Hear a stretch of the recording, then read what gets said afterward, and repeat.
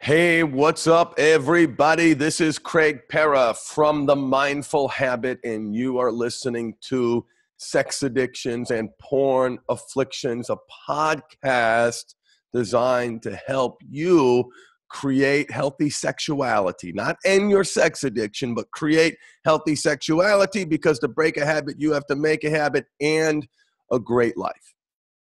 Today, I want to talk about perspective, because I experienced one of the most traumatic events in my life 3 days ago, and I want to share that with you. It's going to be a tough one to get through, but here we go. At 10 o'clock, if you asked me how I was doing on Monday night, I would have complained about my neck. I would have complained about the partner empowerment product that we're trying to launch, having some tech problems, which we solved. Yay. I would have complained about this. I would have complained about that. I just had a list of things in my bitchy mood that I would have complained about. And 10 minutes later, my daughter comes screaming into my room, waking me up from my slumber. Trey is not moving. Trey is not moving. And I jump out of bed. I go into my son's bedroom, and I see my son lying on the ground. My wife is hysterical. My daughter's hysterical. He is not moving. I grab down him. I look down at his lifeless body. I'm holding him into my chest, and I don't know what's going on. I'm so scared. So scared. I was so afraid.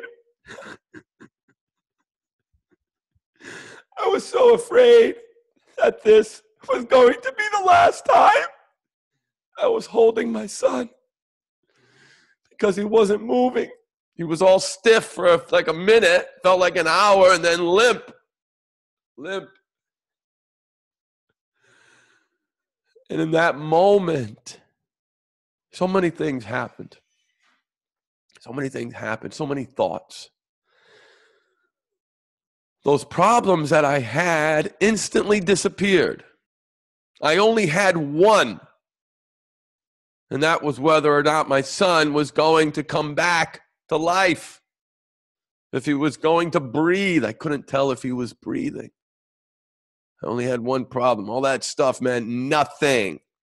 My perspective instantly changed, because in that moment I had a punch in the face around what is most important. And I was holding him, and I'm looking down at him. Please, wake up. Please, wake up. And I asked myself a question that I've asked many of you. A question that I have posed to many of my clients when they share with me something terrible that they've experienced or a mistake that they've made. And I ask, where's the gift? Where's the gift? And I say that all the time. You've heard me, right? Memento mori. Look, there it is, tattooed on my arm. Memento mori. Remember death. I was talking about mine. I didn't mean my kids. I didn't mean my son. And I asked myself what that gift was. What could be the gift of something so horrific? And I said to myself in that moment, and in that moment, I saw a stark reality of two choices: towards love or away from love. Why did this hurt so much?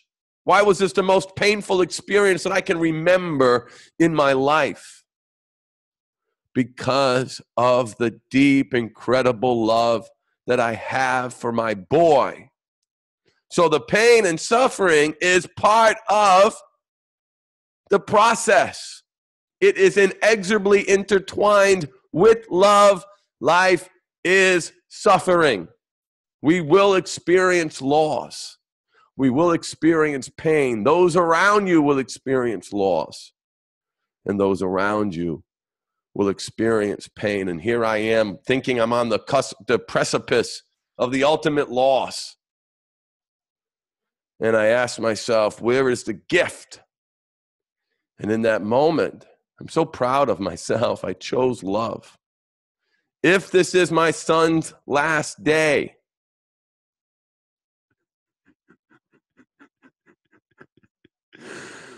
I'm going to love my daughter as best as humanly possible. I'm going to love my wife as best as I possibly can.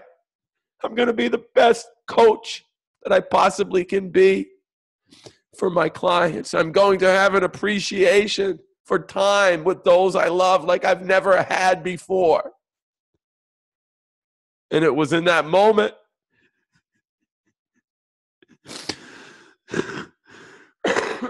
excuse me. It was in that moment where he took a big gasp, a big breath, and I'm holding him and he's starting to slowly stir, slowly come back,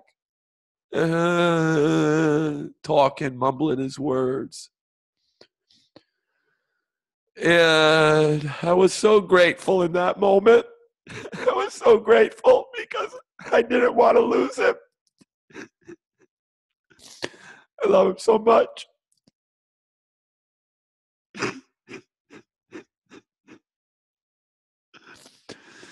And I gotta blow my nose. Excuse me. I'm on video, so I can't have boogers running down my face. And slowly he came to. We had, in the meantime, called the ambulance. They had got there, and he's still out of it. By the time we got downstairs to put him in the ambulance, he started to wake up. He started to show personality traits like being really pissed off that he's in an ambulance. Really, really like, what the freak is going on? And he looked at me and said, Daddy, I'm scared. I said, son, you're going to be okay. Your mother's going to ride with you in the ambulance, and I'm going to follow you with your sister. We got to the hospital, and I held his hand so tight. It was so grateful. It was such a wonderful day, such a beautiful day, because I get to take my boy home.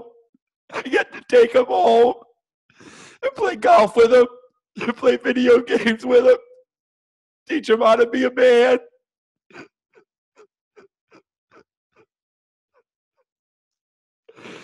It was such a great day. And I have this awakening, this epiphany in this moment where I had the opportunity to choose love or to numb, cope, and escape. And you know what else I thought? You addicts will appreciate this. I said, if he dies, I'll get one pass. I can act out. Maybe I can buy some drugs or get a hooker. You guys would forgive me if something like that happened, right? I mean, those were the thoughts going through my head. Literally, no joke. And then it shifted to, where's the gift? And I saw in that moment a powerful choice. Choice that you have. Choice that I have. Which is either to move towards love and endure the pain and lower those walls that you have built up around you, like I had, or you can love yourself and give that gift to others, because you can't give what you don't have, right? And from our perspective, and the point of this podcast, beyond sharing with you this deeply personal story, is perspective. Life is hard.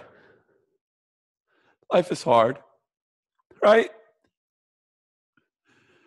We all struggle to be the best versions of ourselves. Our triggers are biologically hardwired. Our thoughts are the result of decades of programming. And for some of us, that love was injured, was hurt when we were children. Someone took that away from us. And it really, really hurts. And those walls came up, and then came the addictive behavior. Then came the numbing, the coping, and the escaping. How can we use perspective? How can you use perspective to counterbalance the biologically hardwired triggers, decades of programming around your thought process, that negative voice in your head telling you you're not good enough, that you don't deserve love, that you should just numb, cope, and escape and act out. Our major psychological belief systems are wired in us by the time we are 12 years old. We don't want that guy driving the bus. How can we use perspective to counterbalance that reality? Well, one way to do it is to create contextual cues, to remind ourselves of the important things. And this is why having a why is so important. If I didn't have that why, how quickly would I have been able to find the gift in that most terrible event? Having a why, having a purpose, having a direction is one way to keep your perspective so you keep your eye on the prize. And don't get caught up in the day-to-day bullshit, because it's all bullshit. It's bullshit.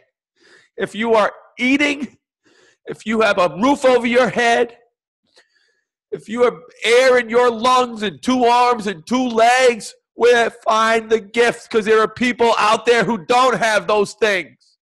There are people out there who are suffering far worse than me. Use that perspective. Use it to see the cup being half full. Use it to counterbalance the negative echo chamber that exists inside your head.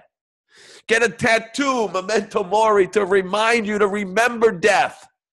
Remember death, because we're all going to die, and we hope the actuarial tables hold true for us. But the reality is we have no idea.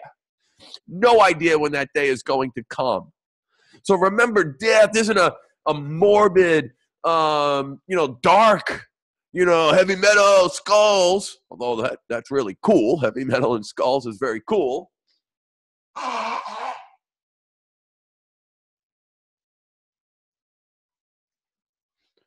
It's a reminder.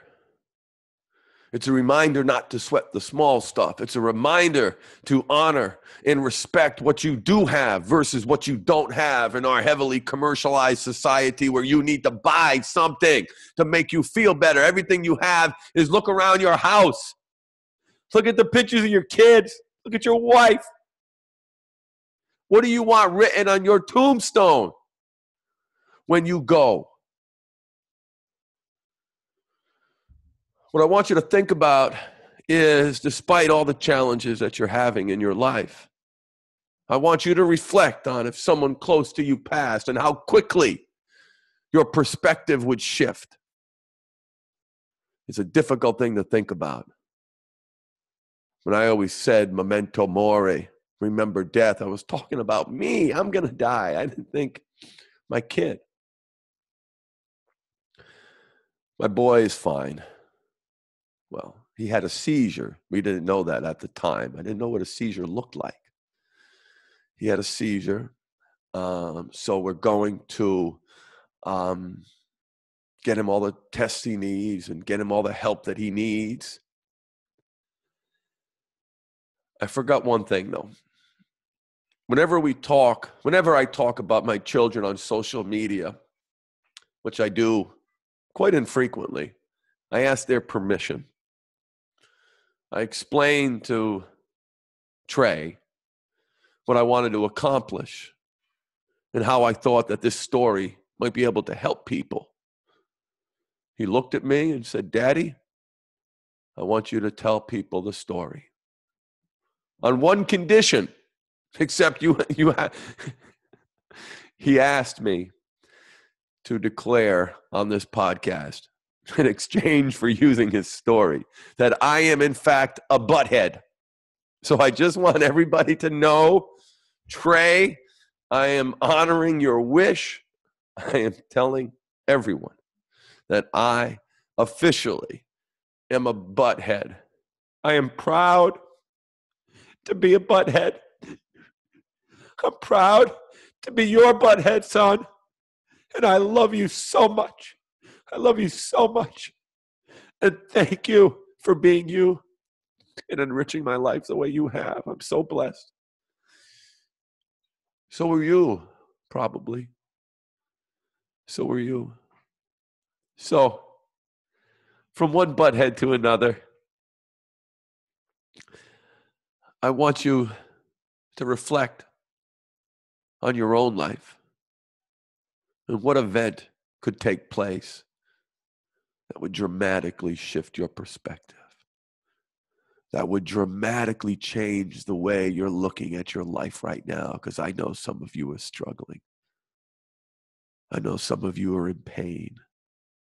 I know some of you feel like pathetic losers because you can't stop doing the thing. Right? Stop playing checkers, guys. This has little to do with not doing the thing. Please, please, please stop playing checkers. You want to play chess to break a habit, you got to make a habit. You got to obsessively focus on doing something else. And if it takes you to think and imagine and visualize this event that might occur in your life that would dramatically shift your perspective, then do it. Then do it. Do it for you. Do it for your family. There's an opportunity here, brothers and my partners who are listening. For as dark as things might be, is to stop and reflect on what you do have. Seeing that cup is half full. Seeing the food, the shelter, the clothing, the healthcare, the job, the car, the computer, all the things that you do have. Because you've got to start focusing on the positive. Because at the end of the day, part of your journey is radically introducing love for self.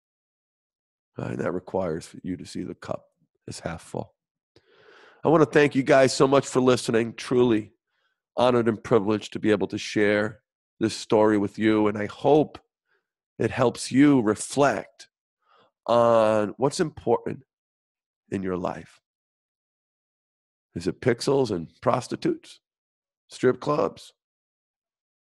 Or is it your family, your children, your friends? Use this podcast to shift your perspective and embrace your power of choice.